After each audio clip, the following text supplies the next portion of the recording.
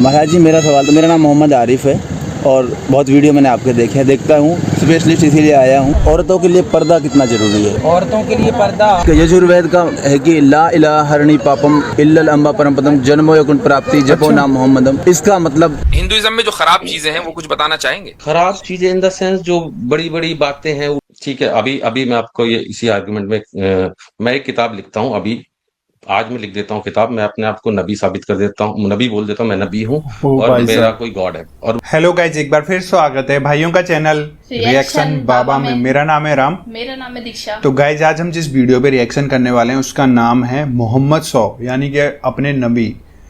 नबी का नाम वेद में क्यों है? अनिरुद्धाचार्य जी वर्सेस मुफ्ती यासिर नदीम साहब, इनका ये वीडियो है। भाई ये तो मेरे लिए भी और हमारे लिए भी एक थोड़ी सी शौक वाली बात है कि नबी का नाम वेद में, क्योंकि आप लोगों को पता है हम हिंदू हैं और जो नबी पैगंबर मोहम्मद साहब वो मुस्लिम कम्युनिटी को रिप्रेजेंट करते हैं। लास्ट नबी थे, 1,24,000 टोटल नबी थे, उनमें से लास्ट के नबी मोहम्मद साहब थे। उनका नाम हिंदुओं के वेद में यानी कि हिंदू की किताब में ऐसा क्यों हुआ है? अनिरुद्धाचार्य जी से पूछा गया है सवाल और क्लियर किया है मुफ्ती यासिर नदीम साहब ने। होपफुली आपको वीडियो पसंद आए और अच्छा लगे, आपको भी सीखने को मिले, हमें भी सीखने को मिले। अपने विचार आप लोग कमेंट में ज़रूर करिए, क्योंकि हम लोग आपका एक एक कमेंट पढ़ते हैं और उस पर भी हम विचार करते हैं। और अगर वीडियो पसंद आए तो प्लीज़ इस वीडियो को लाइक करें, और आप चाहते हैं आपको ऐसे रिएक्शन वीडियोज भी मिलते रहें तो प्लीज़ चैनल को सब्सक्राइब करें। गाइस आज के रिएक्शन हम स्टार्ट कर लेते हैं बिना किसी देरी के। Let's play. महाराज जी, मेरा सवाल तो, मेरा नाम मोहम्मद आरिफ है और बहुत वीडियो मैंने आपके देखे हैं, देखता हूँ, स्पेशलिस्ट इसीलिए आया हूँ। जो बहन बेटी के लिए भात भरते हैं वो कितना ज़रूरी है? पहला सवाल ये था। जितना जो अपनी इच्छा से भरना चाहे भरता है, नहीं तो भरना चाहे तो नहीं भरता, कोई ज़रूरी नहीं। अच्छा, कोई फोर्स नहीं करता। दूसरा सवाल, जितनी श्रद्धा है। ओके, दूसरा सवाल महाराज जी ये था कि औरतों के लिए पर्दा कितना ज़रूरी है? औरतों के लिए पर्दा उतना ज़रूरी है जितने में वो सुरक्षित रह सकें और उनकी स्वतंत्रता जी, उनको जितना अच्छा लगे। उनको सिर पर कपड़ा रखना अच्छा लगे तो सिर पर, सिर से नीचे ढकना अच्छा लगे। मतलब हम ना उनको आदेश करें कि आप कितना पर्दा लो, उनकी भी तो मर्जी जाने कि भाई आपकी क्या इच्छा है। लड़कियों से भी तो पूछा जाए कि आपकी क्या इच्छा है। यदि उसकी मर्जी है तो पूरा सिर ढके, उसकी इच्छा नहीं है तो वो जितना चाहे उतना ढके। लास्ट सवाल है जी, लास्ट सवाल मेरा यह है जी कि जैसे कि मैं मुस्लिम, मैंने आपको बताया, मैं पूछ रहा था कि एक यजुर्वेद का है कि ला इलाहा हरणी पापम इल्लल अम्बा परमपदम जन्मो यकुन प्राप्ति जपो नाम मोहम्मदम। इसका मतलब शुद्ध तरीके से मैं जानना चाहूँगा शॉर्ट। हाँ ना, ये वेद मंत्र नहीं है तो ये तो बनाया हुआ, आप कुछ भी बना लो, बनाया हुआ हाँ, है। कुछ भी बना लो आप अपने से। वेद लाए से करके कुछ था ना वेद में, लिखा ऐसे हुआ बोला है इन्होंने। तब मारा, ये तो मनमानी बेटा, कुछ भी बना लो आप। अच्छा, मेरा जो क्वेश्चन था, मेरा नाम जैसे मोहम्मद आरिफ, मैंने आपको बताया, ये तो पूरा हो गया। हाँ। बस चलते चलते रिक्वेस्ट के साथ ये पूछूंगा कि अगर मैं कथा में आऊँगा हाँ। तो सवाल पूछने का मौका किस तरह मिलता है? बिल्कुल, आज प्रश्नोत्तरी थी पर आज स्वास्थ्य अनुकूल ना होने के कारण नहीं थी। कल तक, कल भी थी, परसों भी थी जी। कभी भी आते हैं, 20 तारीख के बाद कभी भी आप आइएगा, कथा में बैठेंगे और उसके लास्ट में आके सवाल पूछ सकते हैं। बिल्कुल बिल्कुल। Okay, thank you sir. आप क्रिश्चियन है? नहीं, मैं एक्चुअली बॉर्न हिंदू, लेकिन अभी मैं किसी मजहब को नहीं मानता। अच्छा, इंक्लूडिंग हिंदुइज्म मैं मानता नहीं हूँ। मेरे हिसाब से ऑल मजहब, जितने भी मजहब हैं सारे मैन मेड हैं। यानी हिंदुइज्म को आप गलत मानते हैं? क्या मानते हैं? हिंदुइज्म को, हिंदू धर्म को आप गलत मानते हैं? अब मैन मेड मानता हूँ। गलत सही तो क्या है, उसकी डेफिनेशन तो काफी सब्जेक्टिव है। मतलब मैं चूंकि चाहता हूँ आपने आपने छोड़ दिया ना, एक चीज जब आदमी छोड़ता है तो उसको गलत समझ के ही छोड़ता होगा ना। नहीं, गलत मतलब इन द सेंस कि वो गॉड की डेफिनेशन को ठीक से नहीं, कोई भी मजहब नहीं बताता, इंक्लूडिंग हिंदुइज्म हो या तो इस्लाम ठीक है, हो या कोई भी अब आप रिलीजन हिंदुइज्म हो। की किसी भी चीज को मानते हैं या सब चीजों को आपने छोड़ दिया? आई मीन ये बिलीफ छोड़ दिया कि ये एक्चुअल गॉड का दिया हुआ है। हाँ, ये है कि टीचिंग्स में कुछ बातें सही हो सकती हैं, कुछ गलत हो सकती है, ये हो सकता है, वो चीजें हर मजहब में है। कुछ बातें इस्लाम की भी अच्छी हैं, कुछ खराब भी हैं। हर मजहब में ये है, अच्छी भी है, खराब भी है। हिंदुइज्म में जो खराब चीजें हैं वो कुछ बताना चाहेंगे? खराब चीजें इन द सेंस जो बड़ी बड़ी बातें हैं उल्टी सीधी, जिसमें मतलब जैसे कास्टिज्म है, वो अच्छा नहीं है मेरे हिसाब से। या फिर जो भी बातें सुपर नेचुरल टाइप की हैं, वो भी मुझे उनमें बिलीफ नहीं है कि भाई ऐसा हुआ होगा। मसलन तो इंसान का सर कटा तो हाथी का लगा दिया। हाँ, मेरा विश्वास हिंदुइज्म का ये है कि ये एक रिटन स्टोरी है, एक्चुअल में ऐसा हुआ नहीं था, या मतलब ये जो राम और कृष्ण है अच्छा, ये ये वो काल्पनिक, उसकी यानी रिटर्न काल्पनिक, स्टोरी बता रहा है, ये काल्पनिक कह रहे हैं। काल्पनिक है, ये काल्पनिक है। ऐसा बोल वेदव्यास रहा है। वेदव्यास साहब ने लिख दिया था, हो सकता है वो नॉवेलिस्ट हो, स्टोरी टेलर हो, उसने लिख दिया, लेकिन ऐसा एक्चुअल होने का मुझे एविडेंस नहीं नजर आता कि ऐसा हुआ होगा।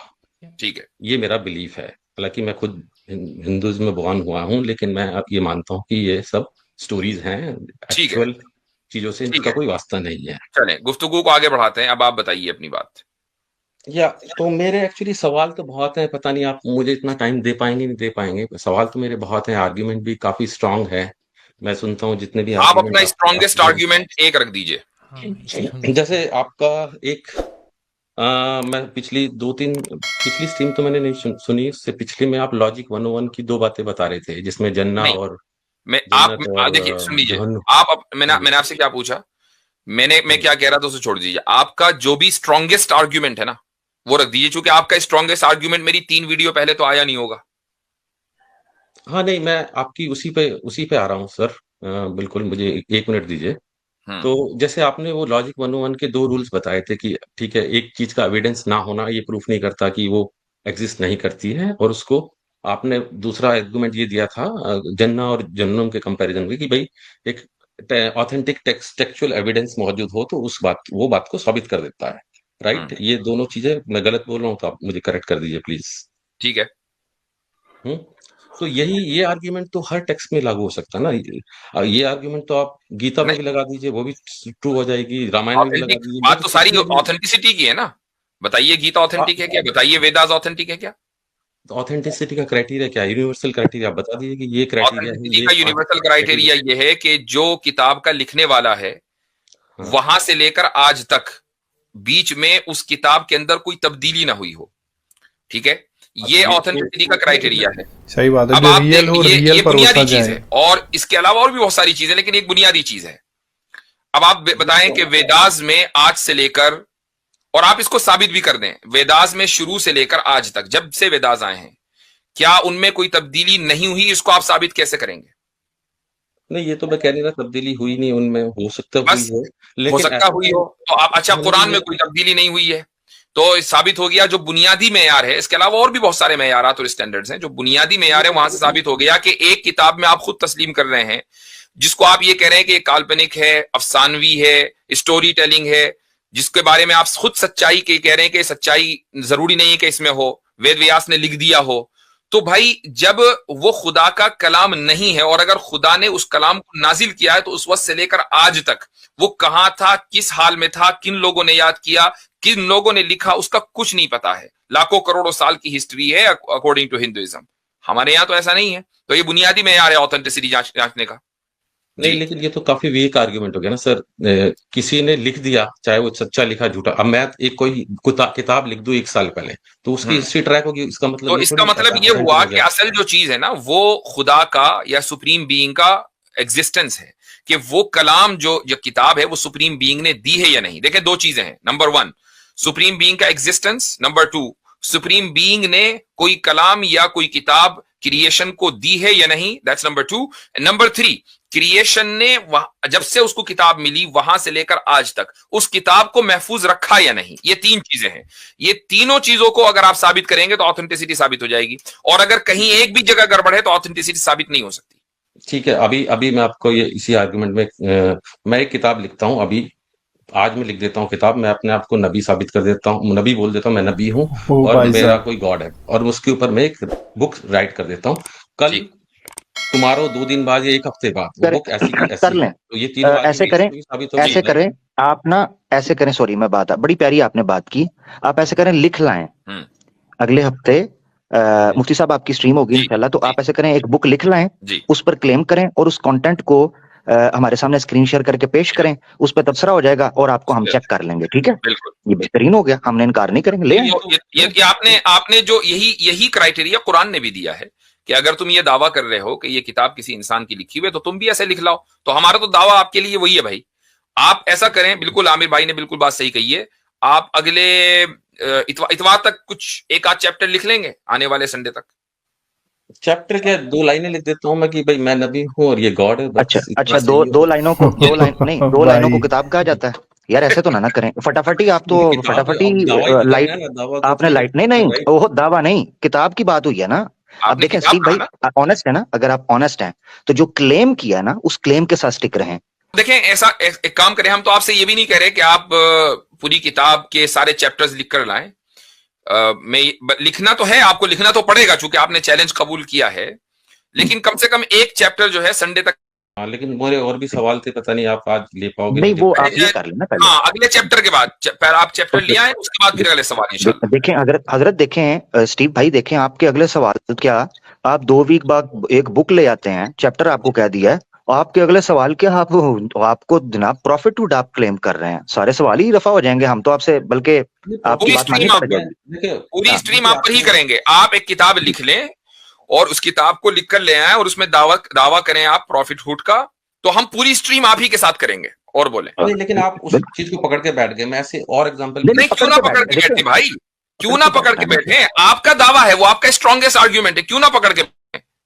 देखो उसको ऐसे आर्ग्यूमेंट की तरह लिए कि ये नहीं कंपेयर नहीं, आर्गुमेंट ही लिया ना सर हमने। देखिए मेरी हाँ। स्टीव भाई, आप के लिए एक चीज लाइट होगी, हम सीरियस बात कर रहे हैं, हम मजाक नहीं कर रहे। हमारे लिए एक मामला सीरियस है, हम यहाँ पर सत्य और झूठ के बैन, फर्क और अंतर करने के लिए बैठे हैं ना, समझने के लिए बैठे हैं।